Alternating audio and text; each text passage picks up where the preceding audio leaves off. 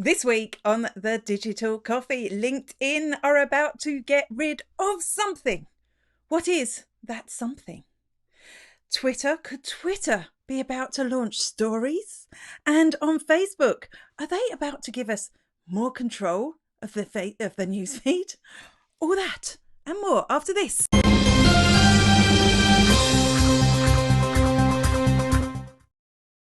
Good morning, and welcome to the Digital Coffee. This is your weekly dose of digital marketing and social media news for small business. My name is Amanda Webb. What are LinkedIn about to get rid of? Well, they're going to get rid of a tool that you may not be aware of. It is a Chrome extension that is called Sales Navigator. Now, you might be aware of Sales Navigator. It's kind of a premium product from LinkedIn. And this is kind of a free version that they give you that you could have on Chrome. And what it did, I totally love this, is that if you're in Gmail and you are emailing somebody or a group of people, it would pull up their profiles in the sidebar. So you could see their LinkedIn profile, find out a little bit more about them and be more personal with your communications. But also you could connect directly from that to people on LinkedIn. Now, I used it until recently when I was trying to stop Chrome using quite so much RAM on my computer, and I got rid of it temporarily and forgot to reinstall it. It seems that this has been the problem. This is the problem with this tool, is people weren't using it. Well, that's what they're saying. But interestingly, this tool still will work on Outlook, which is, of course, Microsoft's version of Gmail. Do they just all want us to use Outlook instead of Gmail? Ain't going to happen for me. I don't know about you. Facebook is about to launch a special feed for stories in Facebook. It looks like, I haven't got this to show you, but it looks like it's going to be like a tab. Like you have lots of tabs already, don't you? You've got marketplace and groups and whatever. And whenever they want to push something, they seem to add a tab. So this is going to be a discover feed for stories. My initial reaction was, well, sure, I can just click all the stories at the top of the screen. Why do I need a special discover feed? And then when I thought about it a little bit more, that will give me more stories to watch, more control over the stories I watch. Because I know sometimes when you click into the stories at the top, they're not necessarily the ones that are the most interesting. So it will be, I think, if they launch this, it's going to be a better way for us to discover creators that we actually want to follow, stories that we may be missing because we're not online at the right time, or they're from people that we don't normally talk to. And of course, as page owners, that means that our stories are going to be more discoverable as well. So I'm kind of excited about this update. I do think it could mean more eyes on your page stories, which interestingly, I've noticed my page stories, whenever I post one, which isn't very often, to be honest, whenever I post a page story on Facebook, it has started to get more reach and more views. It's still nowhere near Instagram, but it's getting there. So could this feed make a difference to your business page? Maybe it's time to re-look at stories if Facebook is where your audience hangs out. Bit of sleuthing, but could Twitter be about to launch stories? The reason we think that this is a possibility is they just bought a tool called Chroma, like Chrome with an A on the end. And what Chroma is it's an Instagram story tool, essentially, or a stories tool. It helps you create more creative stories that then you can save to your phone and you can put up on your Instagram story, your Facebook story, your Snapchat story, or wherever you are. It's one of many tools that do this. This is what it looks like. And Twitter just bought it. So there could be two reasons why they would buy this, right? Reason number one could be stories, that they're going to launch stories.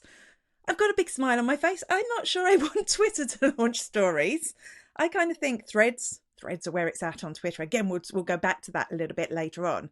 And if they do launch stories, they're going to have to be different to the way that they do them everywhere else for them to take off at all. It's going to be really interesting. But that may not be, in fairness, may not be why they bought it. They may have bought it because they want to give their users the tools to be able to create within Twitter itself more creative elements. So could we make our videos and our photographs for Twitter more creative using a tool like this? And I think for me, that is the way I'd like to see this used. LinkedIn are soon going to give us the option to pin posts to the top of our profile. Let me show you this from Julia Bramble, who shared it on all her social media. So when you go to a post, you click on the three dots and you will have an option to feature that post at the top of your profile, which I think is really cool, because one of the problems on LinkedIn at the moment is basically when you go to your profile on LinkedIn, it's kind of your bio, it's all your work history. You can't see your previous posts, or you can, but you have to click around a few times to see them. They do have stuff at the top of your profile. They'll have any articles you've written right pinned to the top, but this gives you the option, if you haven't written long form content on LinkedIn, to pin a post that you think is important. So how should we use this? That's the big question, really, isn't it? For me, I think I would stay clear of a direct sales post, although I will probably do that at some stage. I think this is an opportunity when people come to visit your LinkedIn profile, they're trying to find out more about you and why you're a good person to do business with. So I think a video, obviously, if you can do a video, that would be great, because that face-to-face communication, that makes people feel like they know you. So that would be good. I also think maybe if you want to talk a little bit more about what you do and how you help people. So spinning that sales post a little bit and talking about the problems that you solve for your customer, that would be a really good post to pin at the top of your profile too. TikTok are soon, by the looks of things, going to allow you to add a website link to your TikTok profile. And this came through someone on Twitter. Let's just have a look at what that would look like. At the moment on TikTok, you can add a direct link to your YouTube channel and to your Instagram, but you weren't able to link to an outside site. It was just those options there. So it looks like from this example, from this tweet, which I'll link to below, that you're now going to be able to add a link to your website that will then appear in your bio. So link in bio is going to be a thing soon on TikTok. I also notice on his profile editing thing there, I don't know if he's cut it down, but there doesn't seem to be a link to add to YouTube or to add to Instagram. So I wonder, is that going away in tandem with this, or is that just hidden underneath the screen grab that he showed us? For me, this is another signal that TikTok is desperate for us as businesses to get on there. So a few weeks ago, they launched advertising. Turns out not in Ireland, by the way. I got rejected. And then last week, I think it was last week, we talked about uploading to the web from TikTok. This week, they're letting us put that golden egg, the link in the bio. Next thing will be statistics. Statistics is always the thing that wins me over. I think they are trying to make this a business-friendly zone. I still don't think you should do it, though, not unless you're 100% sure your audience is there. But it is interesting to see how they're launching these features. Facebook is considering giving us more control over our newsfeed. Yes, Facebook could be considering letting us decide if we want to see our newsfeed in chronological order. So newest first, whether most relevant first, which is obviously the one that the algorithm shows you, or actually, I really like this, already seen. So according to Jane Munchen-Wong, she's found this on the back end of the site. Is this good? Well, I think in some ways it's good. I love the fact that you can do this on Twitter. I find myself flicking between the algorithm and the non-algorithm tweets occasionally, but it made me actually switch the algorithm on and see the value of the algorithm. So from a user perspective, it could work that way. I also think in the past, when they had something like this, like a good few years back now, it would always revert to the algorithm every time that you logged in, which was kind of annoying and really peed people off, to be honest. So as long as it stays on the preference that you want, or even reminds you the preference that you want, I think that's good. But the previously seen, that could be really good for business, right? Because very often I'll see something like on Facebook and I'll think, yeah, I want that, but I can't be dealing with that now. I'm just flicking through Facebook. I don't have time to consume that piece of content now. I would love that option, even if it wasn't for saving, which I do sometimes, to be able to just go and see what I've seen recently, which will remind me of all the cool content I actually want to engage with, instead of maybe Facebook just showing me it over and over again in the feed as it does. I do think this would be really positive if Facebook do introduce it, I do think people would see value in the algorithm rather than just being annoyed with it. And I do think those other features would be good. Twitter are actually about to launch a tool that makes it easier for you to add old tweets or new tweets to old threads. So here's an example. Here somebody's tweeting about their dog.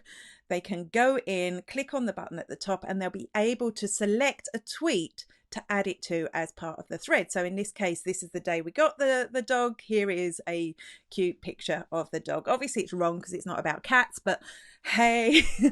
So I like the fact that they've launched this. It will make it easier for you to create threads, which is kind of in a story-like way, isn't it? Because it's enabling you to tell a story with a series of tweets over a period of time instead of creating the thread together.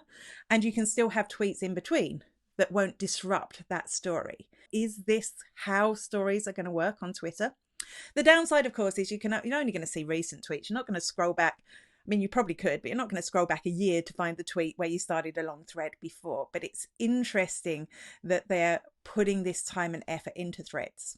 If you're not using threads, I would approach them. It's not something I do every day, but you might think about constructing that long form content in little sections, like you might a blog post, but obviously little tweetable sections. I think it's an excellent way to read. It keeps me involved. I've read some very long threads in the time, and I know straight away if I want to keep reading them. Also, when Twitter upped its Twitter count from 140 to 280 characters, one thing Jack Dorsey said at the time was he could imagine a time in the future where you'd have 10,000 characters in a tweet. And I was like, no, you can't do that. It's a terrible, terrible idea to increase it from 140. But this is a way that you can do that makes Twitter just unique, just not another platform. So big fan of this idea for threads, big fan of threads altogether. And if this is the way that Twitter decide to launch stories, I'll be a happy bunny. I will see you same bat time, same bat place next week. Bye-bye.